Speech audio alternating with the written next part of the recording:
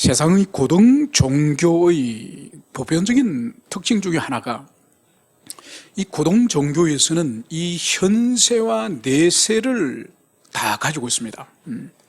그래서 이 땅의 삶이 끝나고 나면은 그 다음 삶이 있다고 보통 고등 종교들은 그것을 다 가르치고 있는 거죠. 불교에서는 대표적으로 자안과 피안이라고 하는 개념이 있습니다. 자안은 말 그대로 이쪽 언덕을 말하고, 한문으로 해석을 하면 이쪽 언덕을 말하고, 피안은 저쪽 언덕, 그러니까 중간에 강을 두고 강 이쪽 언덕과 강 저쪽 언덕을 말하는 거죠. 그래서 자안세계라고 하는 것은 인간의 생로병사가 있고 탐욕이 있고 그리고 갈등과 끊임없는 다툼이 있는 이 사바의 세계를 불교에서도 이 자안의 세계라고 합니다. 그런데 피안의 세계는 이 생로병사를 끝내고 모든 번뇌를 끝내고 이제 고해의 바다를 건너서 이제는 저쪽 부처의 세계를 이 피안의 세계라고 부르는 거죠. 여러분, 그래서 그 부처의 세계, 이 피안의 세계는 불교 안에서는 영광의 나라입니다. 불국이죠, 불국. 여러분, 우리 기독교 안에서도 이 교회에 관한 관념을 성경은 분명히 두 종류의 교회를 말씀을 하고 있습니다. 첫째는 이 지상의, 이 현세의 교회, 이 현세의 교회는 전투적 교회, 전투하는 교회라고 불립니다. 그래서 우리의 내면의 욕망과 싸우고 세상과 싸우고 그리고 악한 원수인 원수 마귀의 사단과 싸우는, 그래서 끊임없이 피 흘리면서 싸우는 것이 이 현세적 지상의 전투적 교회 개념이고, 그리고 이 천상의 교회 개념, 천상에 있는 교회는 모든 전쟁이 끝나고 성리적 교회에 해당되는 거죠. 그래서 우리 그리스도인들은 이 두 교회 개념을 분명히 인식을 하고 그것을 다 붙들고 있어야 하는 것입니다.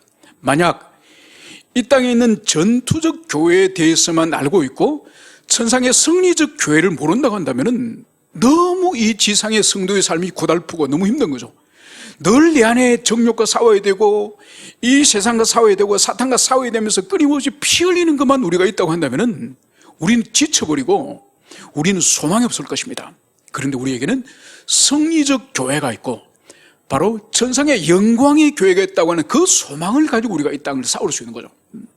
반대로 어떤 사람의 신앙이 만약 이 지상의 전투적 교회에 대해서는 알지를 못하고 이 천상의 교회만 우리가 알고 있다고 한다면 그 사람은 죄와 싸우거나 죄와 싸워서 거룩해지는 성화의 삶에 대해서 전혀 모릅니다.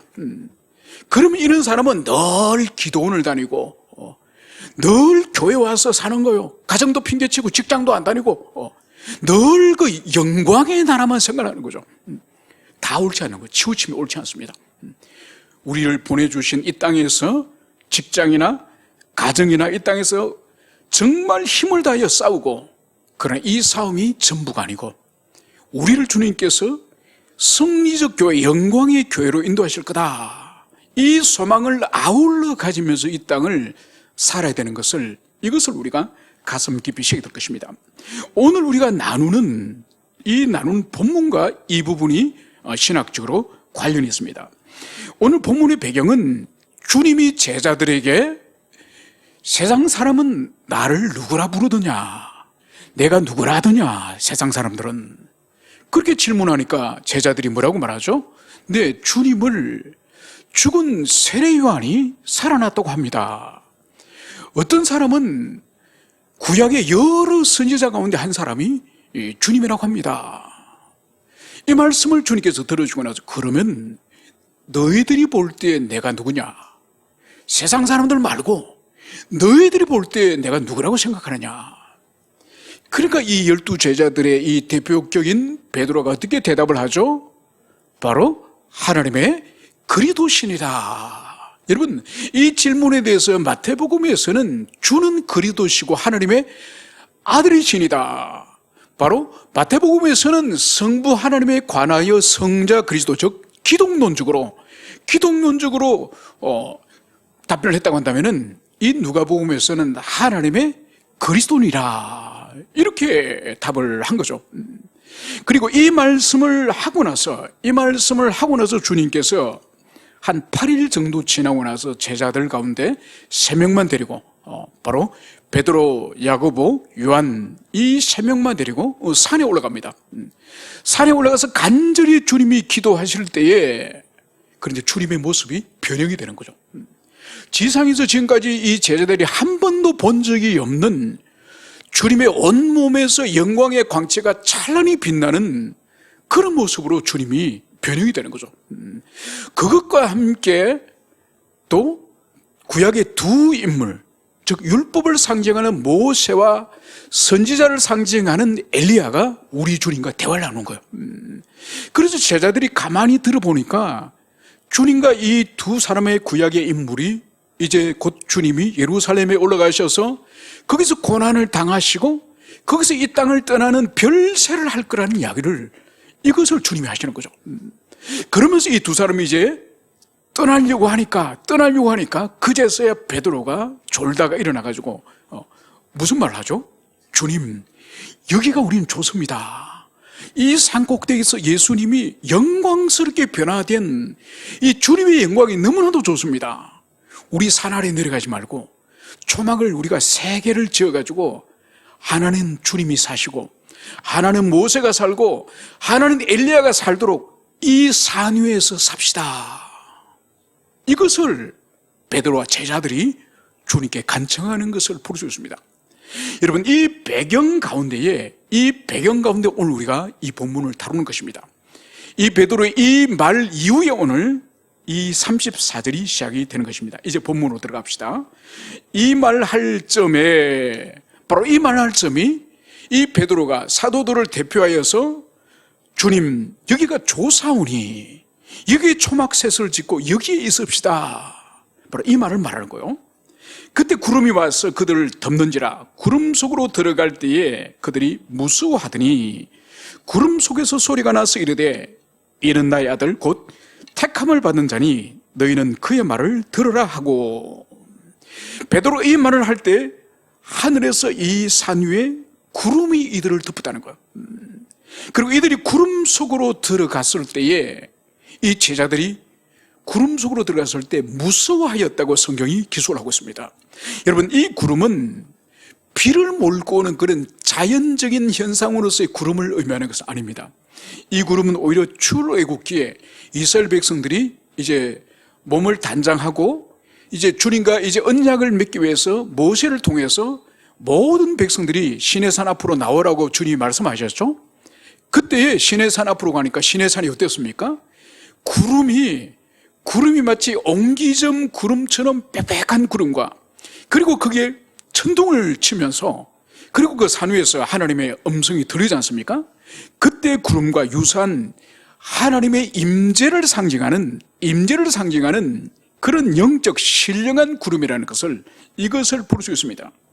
그러면서 구름 속에서 어떤 소리가 나는 거요. 그 소리가 바로 이는 나의 아들 곧 택함을 받은 자니 너희는 그의 말을 들으라. 여러분, 이 구름 위에서 이 들리는 이 소리의 주인공은 누굴까요? 바로 이분은 성부 하나님이죠. 여러분, 그래서 이는 나의 아들, 나의 택함 받은 자니, 여러분, 이 말씀을 여러분들이 어디서 또 들었습니까?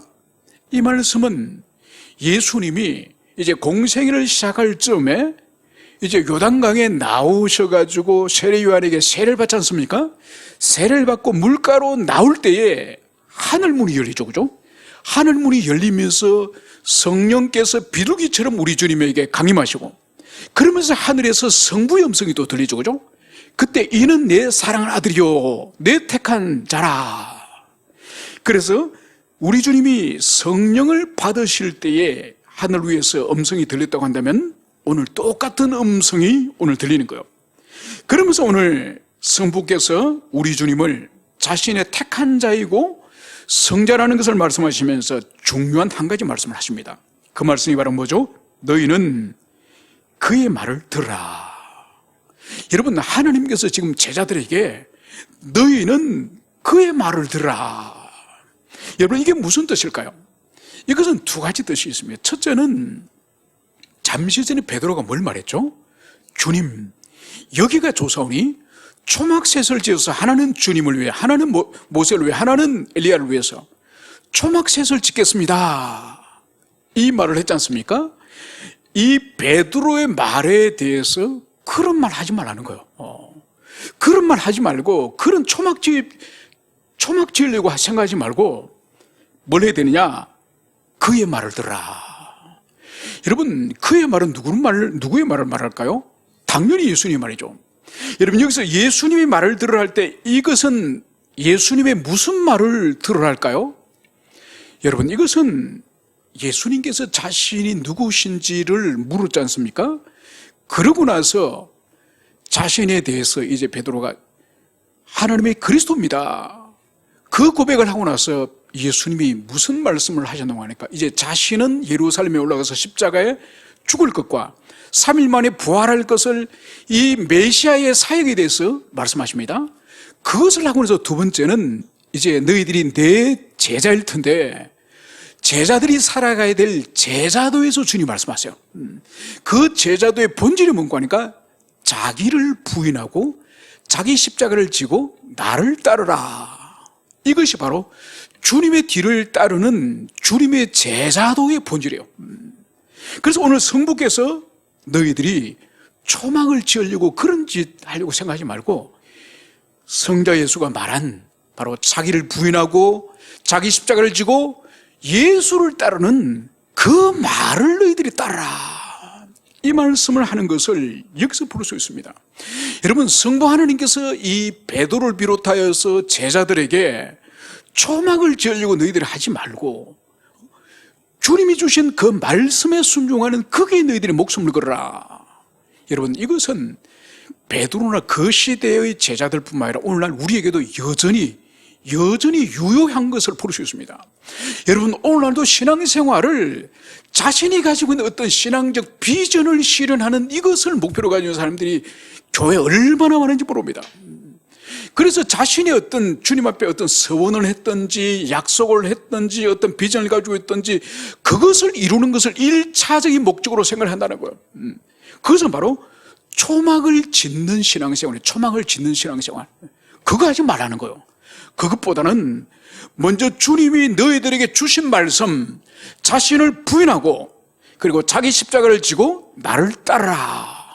여러분, 이것이 그리스도를 따르는 모든 이 제자됨, 그래서 교회 시대 영원한 제자들의 이 길이 바로 이 말씀인 것을, 이것을 우리가 가슴에 새게 됩니다. 그래서 이 신앙생활을 헛되이 초막을 지으려고, 여러분, 이것은 신자 개인도 그렇고 또 어떤 목회자와 어떤 교회는 교회도 이 초막을 짓는 것을 목표로 해가지고 신앙생활을 시키는 것이 얼마나 한국 교회 많은지 모릅니다. 그러지 말라는 거. 바로 주님이 주신 그 말씀을 순종하고 그 말씀을 따르는 그것이 제자도의 본질이다. 그래서 오늘 성부께서 너희는 그의 말을 들으라, 이 말씀을 하신다는 것을, 이것을 여러분들이 가슴에 깊이 새기시길 축원합니다. 그러면서 이제 37절에서는 시간적인 전환이 일어납니다. 이튿날 산에서 내려오시니 큰 무리가 맞을세. 하룻밤을 이 산에서 주님이 기도하시면서 하룻밤을 보내셨습니다. 그리고 이튿날 주님은 제자들과 함께 이 산 아래로 내려오셨음을 볼 수 있습니다. 여러분, 여기서 우리가 볼 수 있는 것은 주님과 주님의 제자들이 머물 곳은 산 위가 아니에요. 일시적으로 기도하기 위해서 산에 올라가시지만은 주님과 제자들이 있을 곳은 산 아래고, 이것은 우리에게 적용을 하면은 하나님께서 교회를 세운 것은 산꼭대기에 세운 것이 아니라, 바로 이 세상 가운데 교회를 세웠다는 이것을 우리가 가슴에 새게 됩니다. 그래서 보세요, 주님께서 우리를 어디서 부르셨습니까? 이 세상 가운데 있는 우리를, 바로 하나님께서 우리를 교회로 부르셨죠, 그죠? 그리고 교회를 세우셔서 이 교회를 다시 어디로 보내셨습니까? 세상으로 보내신 거예요. 여러분, 이 구도를, 이 그림을 잘 이해해야 됩니다. 세상에서 우리가 하나님을 모르고 불신자 가운데서 함께 살아가던 우리를 선택하시고 예정하셔서 우리를 불러내셨어요. 세상에서 불러내셔서 우리를 구별된 교회로 세우셨는데, 그래서 산꼭대기 우리를 살게 하신 것이 아니라 우리를 예배자로서 또 복음 전파자로서 우리를 훈련시키시고 준비시키셔서 다시 세상으로 보냄을 받은 거예요.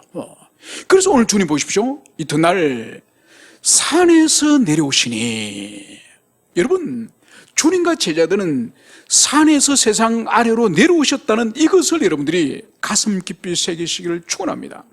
그래서 여러분, 기독교 신앙은 현실의 뿌리를 박지 않는, 이것은 올바른 기독교 신앙이 아니에요. 그래서 보세요, 오늘날도 여전히 신앙 때문에 가정을 거의 부리다시피 하는, 방치하는 그런 사람들이 참 아직도 많습니다. 그래서 자식을 제대로 가르치고 때릴 때 혼을 내고 훈련을 시킬 때 시키고 그래야 되는데, 교회 매여가지고 전도하러 나와라, 구역모임에다 나오라, 또 뭐 나오라, 미처 가정을 챙길 수 없도록, 여러분 과한 이것은 옳지 않습니다. 여러분, 또 가정만 소홀히 하는 것이 아니라 직장 생활을 견고하게 하지 못하는 사람이 있습니다. 그것도 옳지 않은 거예요. 그래서 직장을 구할 때는 매우 신중해야 됩니다. 우리 그리스도인은 막 굴지의 그런 세계적인 기업들, 연봉을 몇 억씩 주는 기업들, 여러분 그건 우리 그리스도인들이 갈 기업이 아니에요. 왜냐하면 그만큼 우리의 모든 정신과 모든 체력과 마음을 빼앗아가기 때문에, 여러분 그런 데는 몇 억을 주더라도 우리 그리스도인들은 재고를 해서는 안 됩니다. 우리는 무엇보다도 하나님께 예배하고 신앙 양심을 속이지 않고 진실하고 정직하게 그 회사를 사랑할 수 있고 직장의 동료를 사랑할 수 있는 그런 구조를 가진 그런 직장을 선택해야 되는 거예요. 그래서 주일날도 불려가고 또 회계장부에 거짓으로 가라로 또 영수증을 만들어주고 끊어주고, 여러분 뇌물을 또 갖다 바쳐야 되고, 여러분 그런 악한 죄가 관용으로 흐르는 그런 기업은 아무리 세계적인 굴지 기업이라도 오라고 스카우트해도 안 갑니다. 우리 그리스도 참된 그리스도인들은. 여러분 그런데 한번 발을 담궈가지고 세상의 맛을 보면은, 여러분 그러면은 결국은 하나님과 만몬을 함께 섬기는 거예요. 그러려면 빠른 속도로 세속주의 신자가 돼가지고 금방 타락을 합니다. 그래서 우리 그리스도인들은 직장 생활을 하더라도 정말 신중하게 잘 준비하여서, 그리고 그 일에 정말 사명감을 가지고 이웃을 섬기는 것이 하나님을 섬긴다고 하는 그 마인드로 잘 해야 되는 거죠. 그래서 우리 그리스도인들은 바른 신앙을 가져간다면 건강한 직장 생활, 건강한 가정 생활, 건강한 경제 생활, 건강한 이 사회 시민으로서 정치 생활, 이 모든 것들을 이 산 아래 필요한 신앙을, 그것을 가지는 것이 바로 건강한 기독교 신앙이라는 것을, 이것을 여러분들이 가슴 깊이 시길 바랍니다. 그래서 현실에 뿌리박지 않는 구름 위의 기독교, 구름 위에 떠있는 기독교는 절대로 참된 기독교가 아니라는 것을 여러분들이 가슴에 새기시길 바랍니다. 그러면서 이제 주님이 내려오실 때에 큰 무리가 주님을 맞이합니다. 그때 오늘 38절에 보면 무리 중에 한 사람이 소리 질러 이르되, 선생님 청컨대 내 아들을 돌봐 주옵소서, 이는 내 외아들이다. 여러분 이 많은 무리들이 주님을 맞이하는데 한 사람이 달려나온 거예요. 달려나와서 내 아들을 돌봐 주십시오. 외아들입니다. 여러분 외아들이라고 하는 의미가 뭔가요? 하나밖에 없는 이 소중한 아들. 여러분 고대 시대는 오늘날보다 훨씬 이 유아 사망률이 높습니다. 그리고 오늘날도 후진국과 선진국의 이 가름하는 기준들이 여러 가지 있지 않습니까? 그러니까 문맹률로, 아니면 대학 졸업자가 몇 프로냐, 그거 외에 또 한 가지가 뭔가 하니까 이 유아 사망률, 만 3살 되기 전에 태어난 아이들 가운데 몇 프로가 사망하느냐. 그래서 고대 시대 때는 유아 사망률이 엄청 높습니다. 그래서 이 아버지가 지금 외아들이 지금 병에 걸린 거예요. 이 외아들이 죽으면 대가 끊어지는 거예요. 그래서 이 아버지가 지금 가지고 있는 이 간절함이 얼마나 크겠습니까? 그러면서 이 아버지는 이 아들의 이 병정상을 이제 이 39절에 말합니다. 귀신이 그를 잡아 갑자기 부르짖게 하고 경련을 일으켜 거품을 흘리게 하며 몹시 상하고야 겨우 떠나가나이다. 이 아버지가 지금 아들을 옆에서 지켜봤을 거지 않습니까? 귀신이 그를 잡아. 여러분, 귀신이 그 사람 속에 들어가면은 그 자식의 인격을 완전히 사로잡아 버린다는 거예요. 그 아들의 인격은 사라져버리고 귀신이 그 아들을 완전히 포로로 잡아가지고 마음대로 부린다는 거예요. 그래서 어떻게 되죠? 갑자기 부르짖게 되고 고래고래 소리를 치면서 그런 정신 이상의 정상을 불러일으키는 거죠. 경련을 일으켜, 경련이 뭔가요? 막 발작을 하는 거죠. 온몸을 펄떡펄떡 뛰면서 발작을 하고 거품을 흘리게 하며, 여러분, 거품은 간질 환자들이 거품을 주로 흘리죠, 그죠? 그처럼 입에서 거품을 막 토해내면서, 그래서 몹시 상하게 하고야 겨우 떠나가나이다. 여러분, 우리 성경은 몹시 상하게 하고야, 상한다고 기록을 하고 있지만 이 헬라 원어가 뭔가니까 으깨버리다. 어떤 물건을 돌로, 과일이라든지 이 계란이나 이런 걸 돌로 찍어버리면 으깨져 버리지 않습니까? 이 상하다는 말이 자기 몸이 으깨져 버린다는 거예요. 그러니까 입에 거품을 내고 소리를 막 고래고래 지르면서 온몸을 파닥파닥 대면서 경련을 일으키니 이 몸이 물건에도 부딪힐 테고 돌에도 부딪힐 테고 온 사방에 부딪히니 온몸이 으깨질 정도를 귀신이 만들고 떠나간다는 거예요. 여러분은 귀신이 들렸거나 간질이 들린 사람을 목격을 하셨습니까? 여러분, 저희 어릴 때 좀 먼 친척 가운데 한 분이, 이분은 남성이에요. 이분은 희한하게 이 간질이 있는데 언제 발작하는 걸 큰 소리에 발작을 해요. 이분이 가장 많이 발작하는 것은 번개 소리예요. 천둥 번개예요. 그래서 천둥 번개만 치면 이분이 집을 나가면 안 돼요. 사실은 나가면 안 되는데 이 6월달에 모내기를 하기 위해서 물론에 물을 채워가지고 쟁기질 하지 않습니까? 물론에 쟁기질 하다가 보통 6월달은 장마철인데 그냥 천둥벼락에 쳐버린 거예요. 그리고 그 큰 소리 이분이 그 무릎까지 물이 보통 차이지 않습니까? 거기서 발작이 일어난 거예요. 저녁 때가 돼도 사람이 집에 오지 않으니까 논에 나가보니까 이분이 하늘로 보고 발작을 했으면 그래도 살아날 가능성이 있을 텐데 엎드려가 발작을 한 거예요. 그 물론에 이분이 그 물론에 빠져 죽은 거예요. 여러분, 그래서 이 발작이, 이 귀신 들림이 얼마나 무시무시한, 얼마나 잔인한 일인지 몰라요. 여러분, 여기서 우리가 보세요. 잠시 전, 어제만 하더라도 산 위에서 예수님의 영광스러운 모습을, 그 영광을 제자들이 경험했습니다. 여러분, 산 위는 영광의 그러한 모습이라 한다면 산 아래의 현실은 어떻습니까? 귀신이 들려서 온몸이 으깨지도록 발광을 하는, 광란의 이 소리를 지르는 이런 것이 이 산 아래의 현실이에요. 여러분, 이것은 실제적으로 그런 사건이기도 하지만 이것은 상징적인 의미가 있습니다. 영광스러운 산 위에, 영광스러운 천상의 교회는 영광이지만은 이 지상, 우리 교회를 둘러싸고 있는 이 지상교회를 둘러싸고 있는 이 모든 현실은 이 지금 귀신 들려서 간질 들려서 발작하고 있는 이 사람처럼 우리를 둘러싸고 있는 오늘날 이 세상을 보십시오. 여러분, 엊그제 며칠 전에도 여자 배우가 한 사람이 생명을 끊었지 않습니까? 그죠? 참 그 사연을 들어보니까 야박하더만요.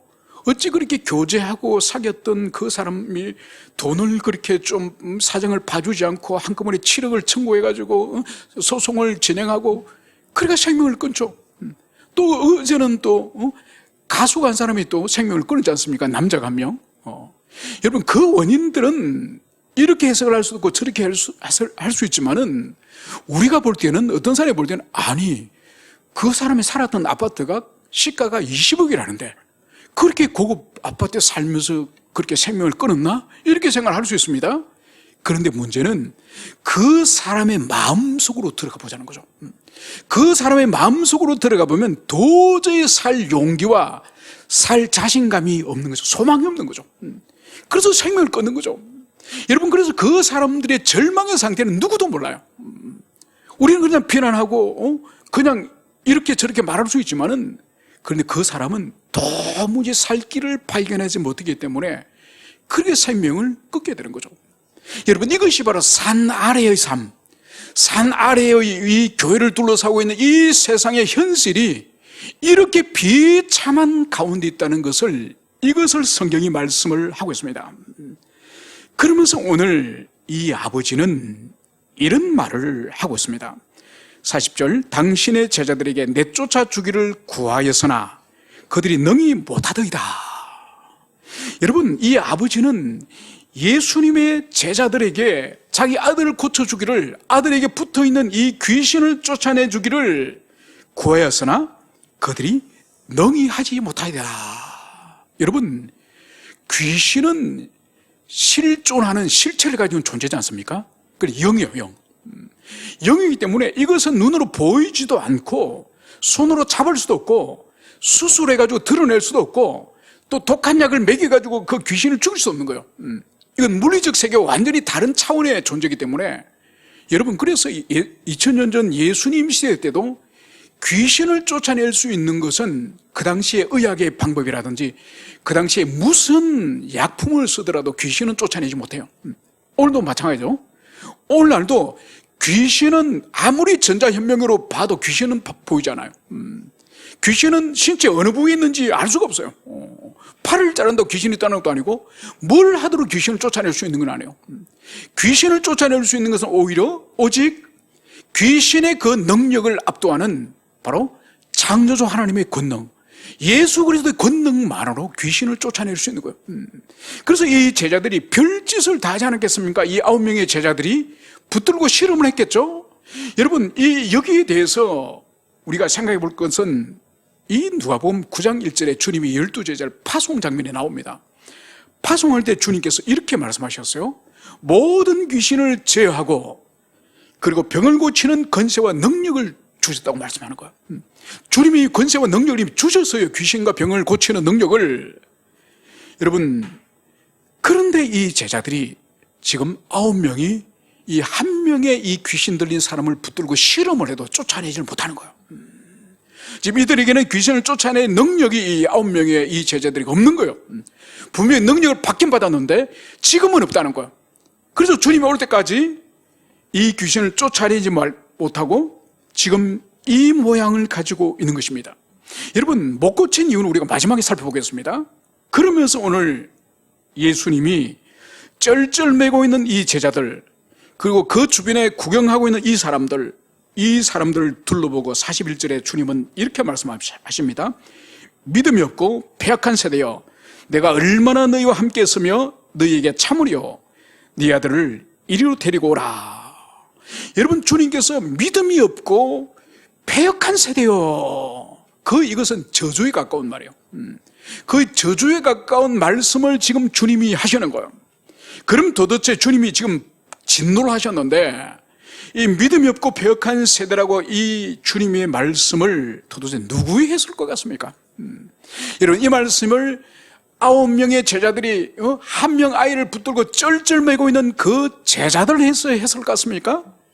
아니면은 그 주변에 제자들이 지금 귀신 쫓아내지 못하고 쩔쩔매고 있는 것을 보고 조롱하고 비웃고 있는 바리새인이나 그의 동조자들을 향해서 주님이 하셨을 것 같습니까? 여러분, 제자들을 향한 말씀은 아니에요. 여러분, 나중에 우리가 주님께서 말씀하시지만은 제자들 향해서는 믿음이 적은 자들아 이렇게 책망하세요. 그럼 여기서는 믿음이 없다는 것은 믿음이 전혀 없다는 걸 말해요. 그 전혀 없다는 것이 어떻게 증명되어지냐? 뒤에 보면 패역한 세대요. 여러분, 믿음이 없음과 패역한 세대는 같은 의미예요. 이 패역하다는 의미가 뭐냐? 철저한 불신앙에 사로잡혀 있는 이 패역함을 말하는 거예요. 그러니까 이것은 제자들은 해당되지 않겠죠. 제자들은 지금 무슨 이유지만은 분명히 주님으로부터 권능을 받았지만은 지금 현재적으로는 귀신과 병을 고칠 수 없는 무능력의 상태에 떨어져 있지만은 제자들이 믿음이 없고 패역한 세대는 아닙니다. 여러분, 그래서 이 본문을 마가복음에 보면은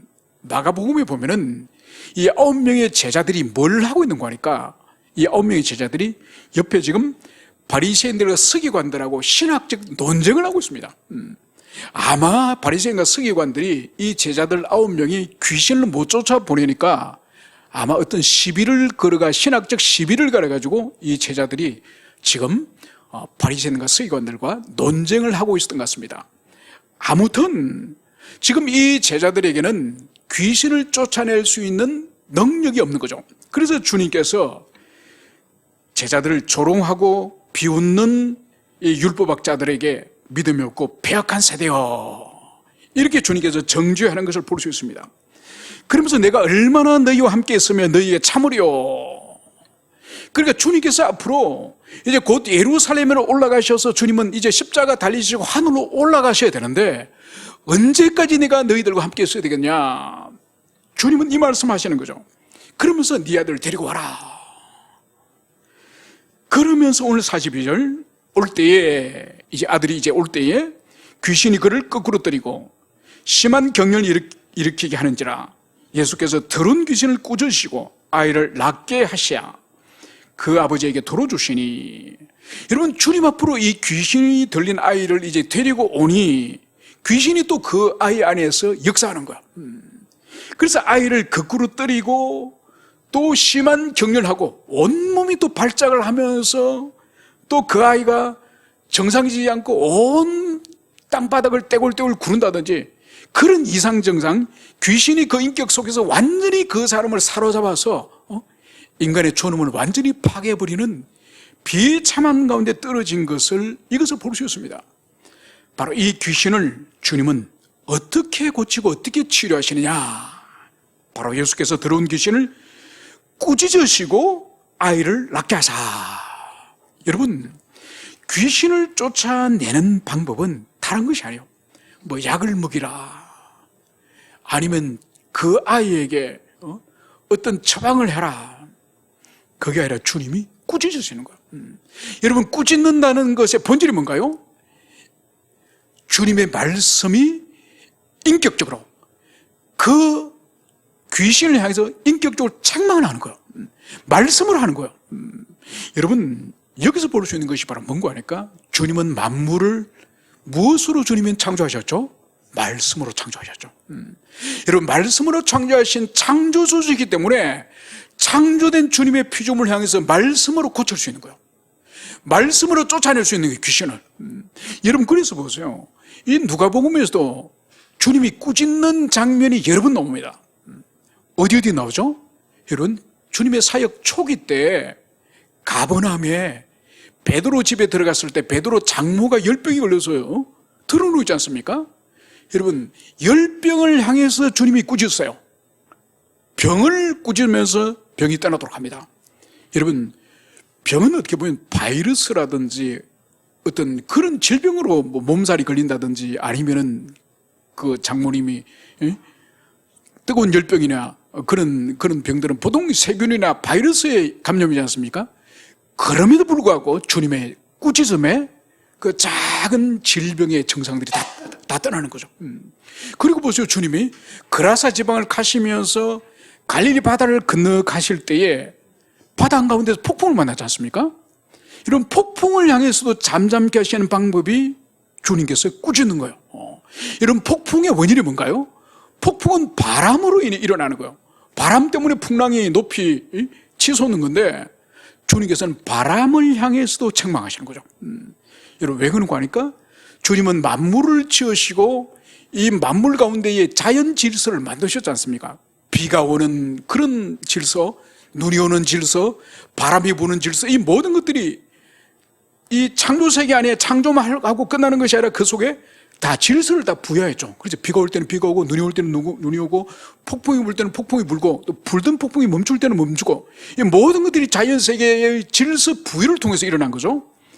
그래서 질서를 부여하신 분이 창조주이신 주님이기 때문에 주님의 말씀에 의해서 그 질서들이 멈추거나 움직이는 거예요.